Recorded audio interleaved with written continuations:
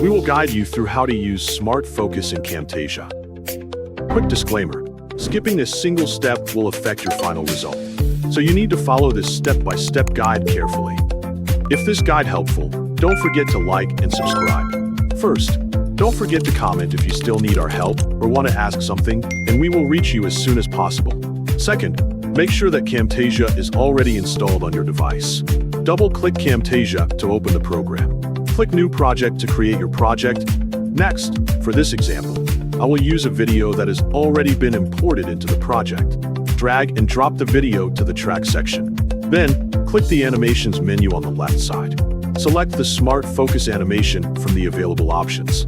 Right-click the Smart Focus option. Then notice that the Add to Selected Media option cannot be clicked because this feature is not supported for the current video. Delete the video from the track section to continue with the correct type of media. Please note that you must use a recording created with the built-in Camtasia recorder to use this feature successfully. Next, click the Media menu on the left side to access the available recordings in your project. Here, I already have a recording that was created previously using the Camtasia recorder.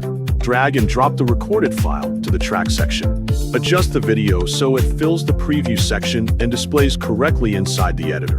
Click the play button to preview the video before editing and confirm that the recording plays normally. Next, move the timeline back to the beginning of the video so the Smart Focus animation starts from the first frame. Click the Animations menu on the left side once again. Select the Smart Focus animation and drag it onto the video in the track section.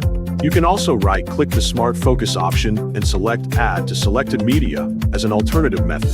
The Smart Focus animation and keyframes will be added to the video automatically based on the recorded cursor movement. Click the play button to preview the final result and see the focus automatically follow the cursor.